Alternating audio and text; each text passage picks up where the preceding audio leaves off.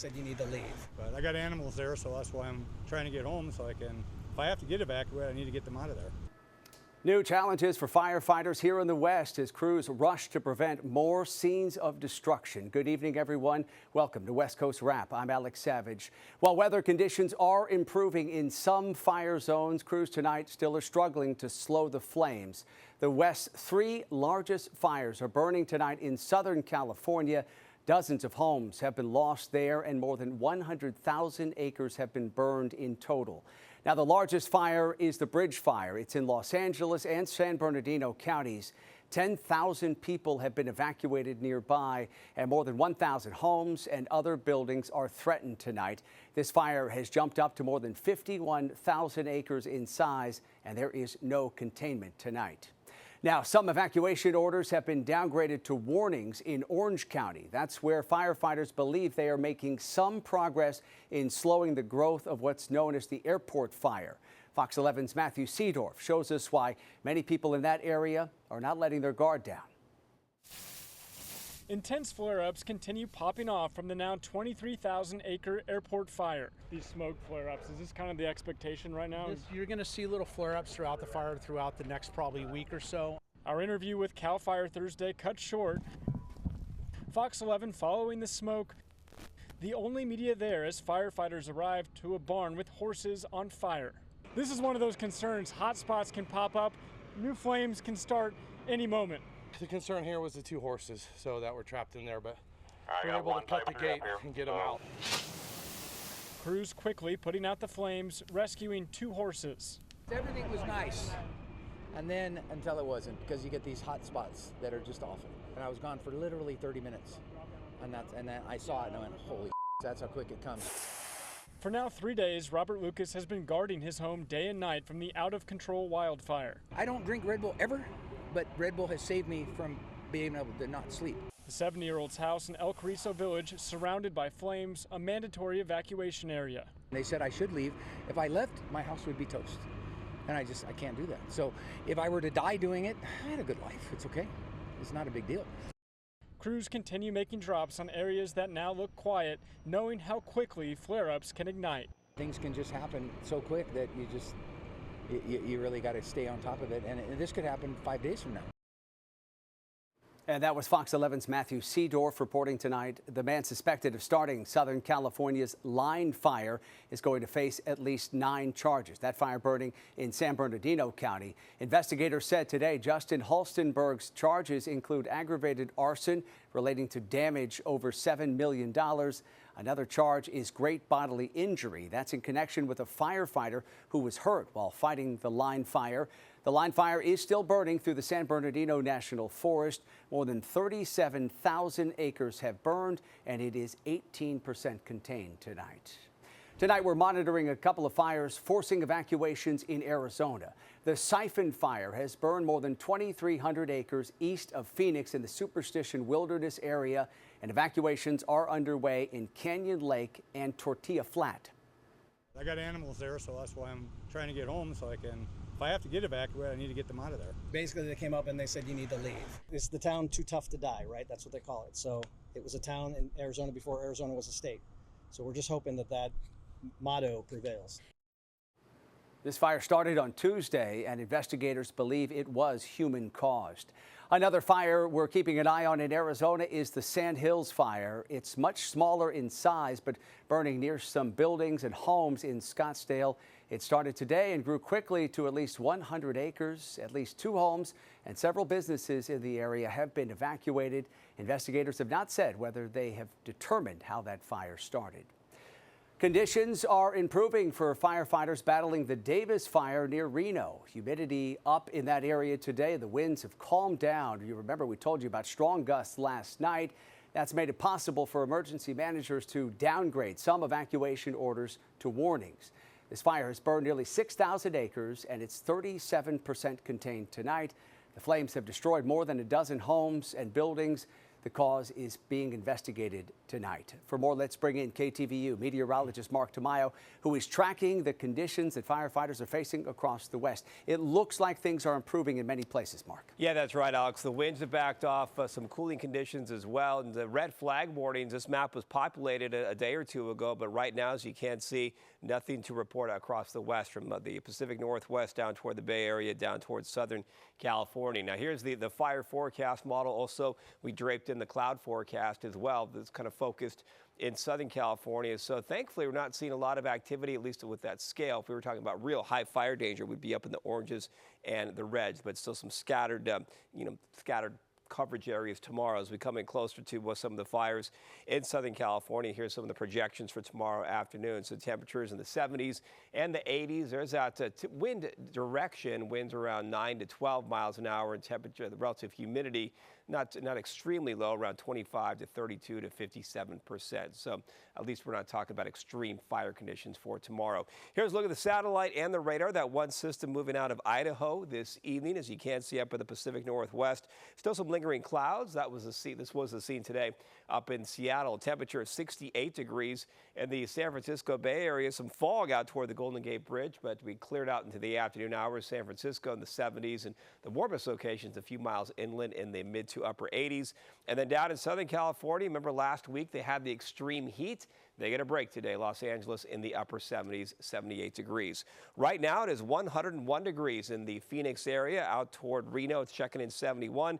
And then some 60s for Portland and Seattle. Here is the Friday forecast. Some clouds up in Seattle, clearing for San Francisco. It's warm to hot in the Phoenix area, and temperatures in Los Angeles, upper 70s to the lower 80s. So here's the rainfall forecast models. You can see it's fairly quiet, although we could have some more clouds approaching the Pacific Northwest, and that shower band getting close to the coastline, and then some fog, at least some morning fog out there that could impact visibility up and down the California coastline. So here's the breakdown for your Friday in the Bay Area. Concord, a forecast high of 91 degrees. Santa Clarita in the upper 80s, and Tucson will go with 100 degrees. Over the next 3 days, some clouds in the Seattle area, and we do bump up those rain chances, especially as we do move into Saturday. In San Francisco, clouds in the morning, increasing sunshine into the afternoon hours. 70s for Southern California. You'll find the triple-digit heat out toward the Phoenix area. So, Alex, thankfully, we're not talking about any red flag warnings as we head into your Friday, but still, it will be breezy in a few spots. All right, Mark, thank you. People all across Southern California woke up to some strong shaking this morning as a 4.7 magnitude earthquake rattled the region, catching a lot of people off guard, and that included the Good Day LA anchors at Fox 11. Yeah, we're having an earthquake right now. Whoa! Whoa! Okay. Okay, so okay, it's okay. You don't have to give me a gift. We're here.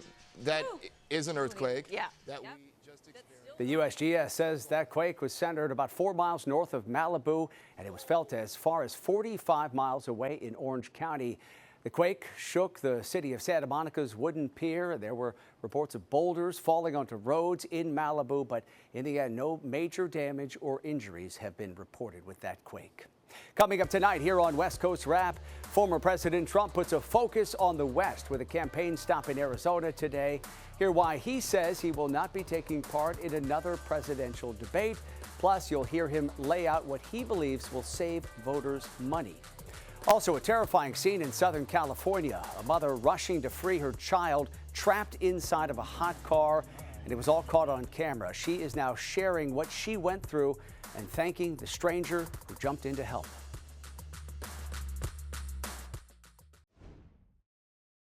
So because we've done 2 debates and because they were successful, there will be no third debate. Former President Trump campaigning here in the West today and ruling out the possibility of another debate. His opponent in the race for the White House, though, is ready for another face-off. We owe it to the voters to have another debate.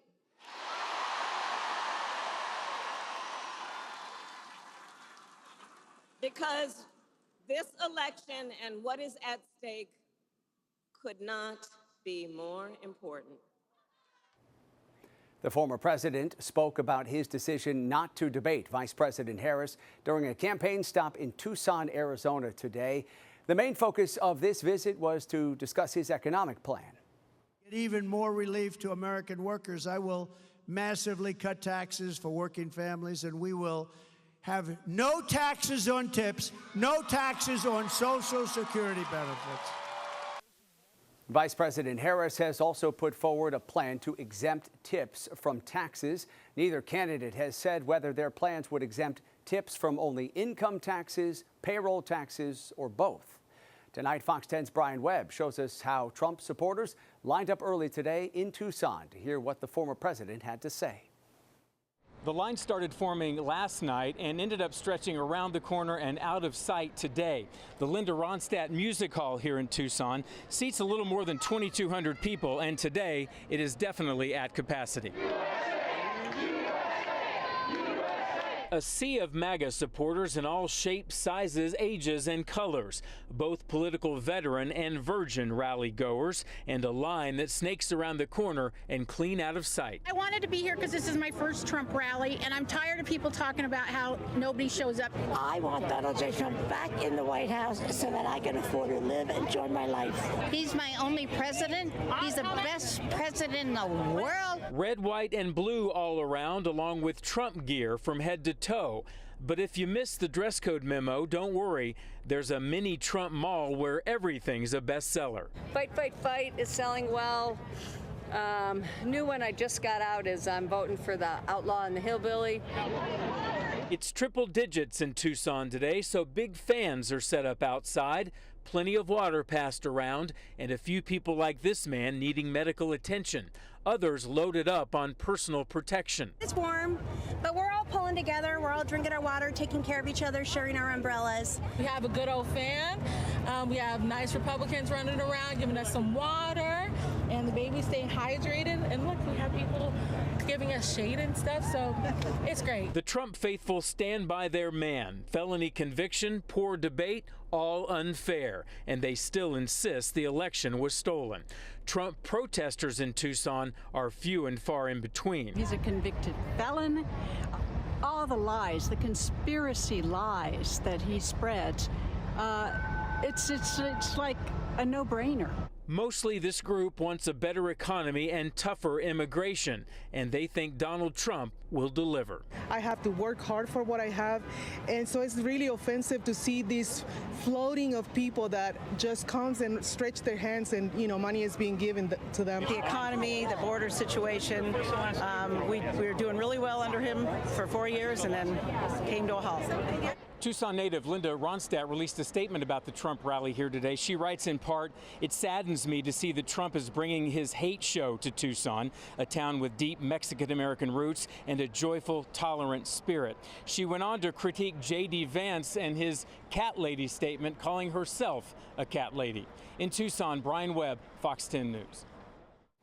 The former president is expected to attend a private fundraiser in Los Angeles tonight, and tomorrow he plans to hold a news conference in the Southern California community of Rancho Palos Verdes. After that, he heads up to the San Francisco Bay Area for another fundraiser.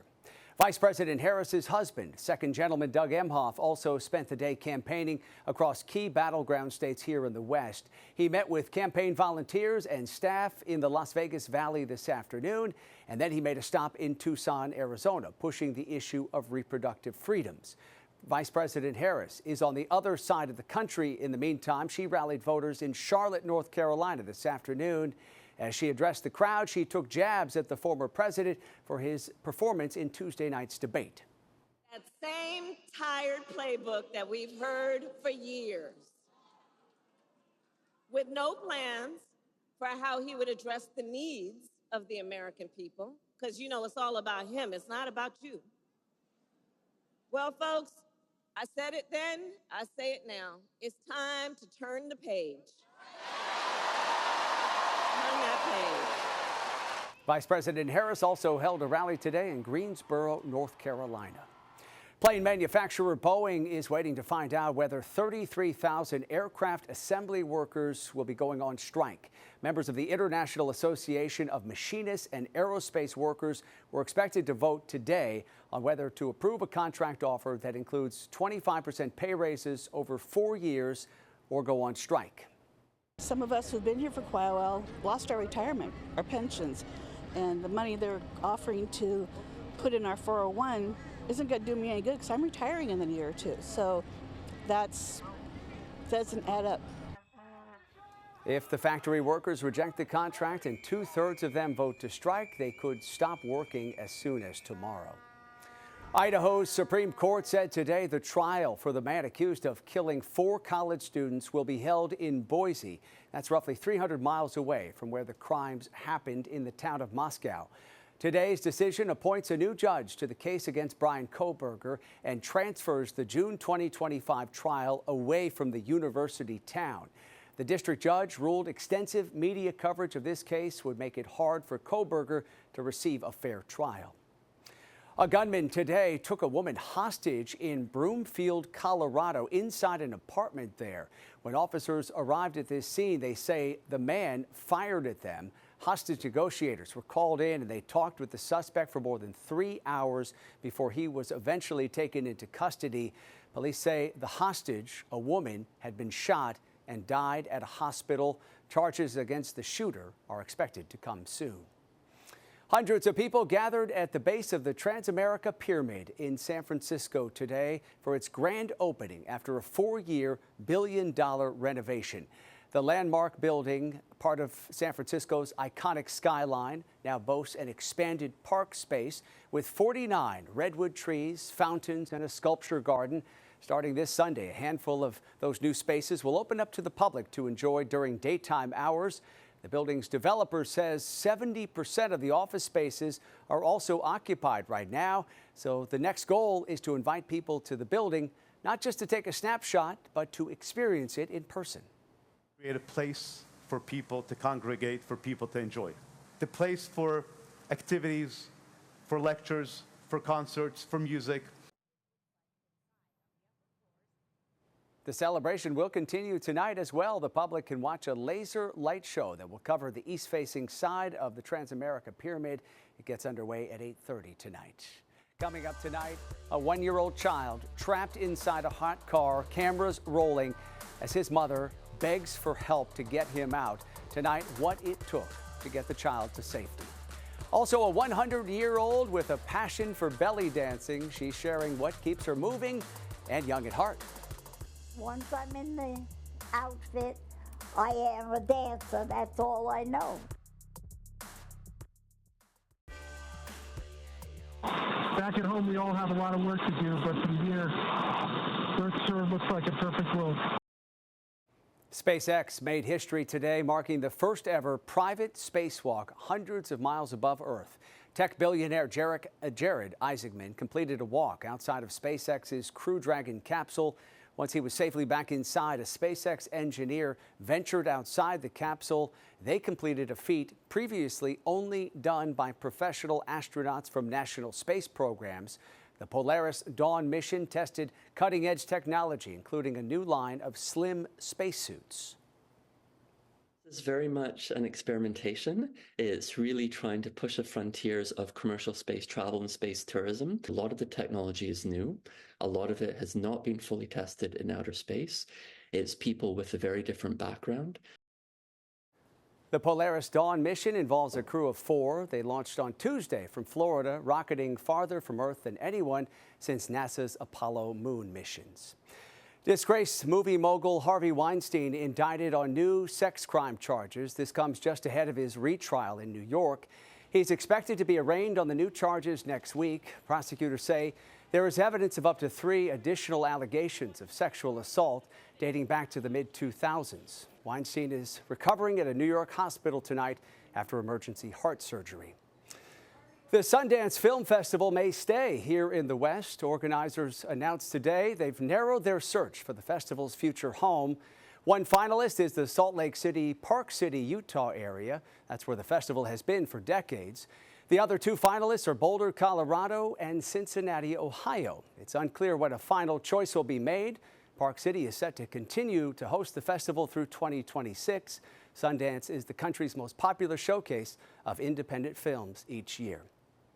And that does it for West And we want to thank our viewers for joining us tonight. We want to welcome our viewers in here to West Coast Wrap tonight if you've been enjoying our coverage of baseball. And we move along here, and cameras mounted on a Tesla captured a California mother's desperate attempt to free her child who was trapped inside of a hot car. Fox 11's Gina Silva shows us how a Good Samaritan stepped in to help.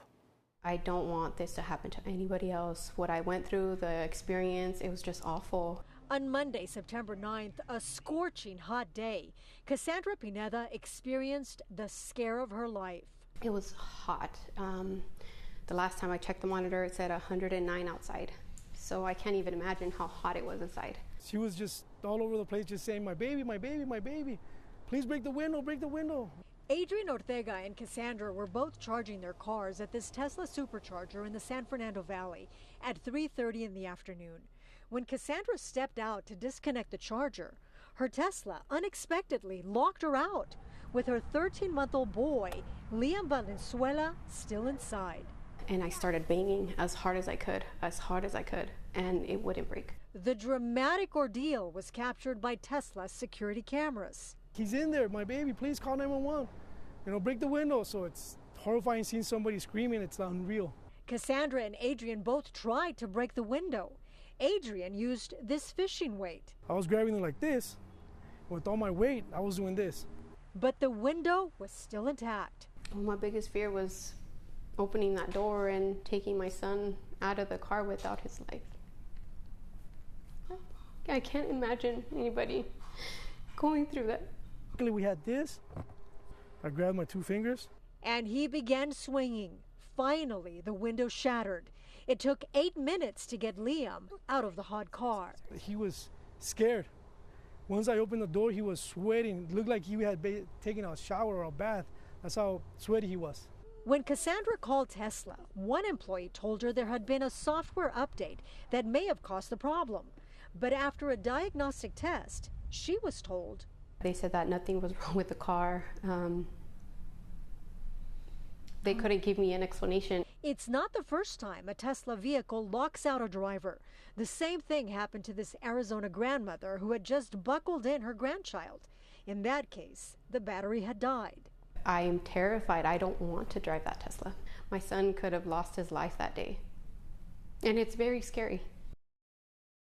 And that was Fox 11's Gina Silva reporting tonight. Gina says she reached out to Tesla for a comment on what happened in that video. She is waiting for a response still. A 100-year-old woman in Arizona is proving age doesn't matter when it comes to belly dancing. Dorothy Hanishian is known for her sense of adventure. And even after all these years, she's constantly taking up new hobbies, including belly dancing. Hanishian recently celebrated her 100th birthday at her senior living community. She says finding a dance partner was always an issue, but dancing with herself has proven to be a lot more fun. Once I'm in the outfit, I am a dancer. That's all I know. Hanishian says her secret to living to 100 is staying active, avoiding drinking or smoking, and most importantly, not being afraid to live. She is certainly not afraid to do that. That does it for West Coast Wrap tonight. We appreciate you watching, and you can stay up to date on all the stories we're covering at our website. It's westcoastwrap.com, and stream our shows by downloading the free Fox Local app. Have a great night.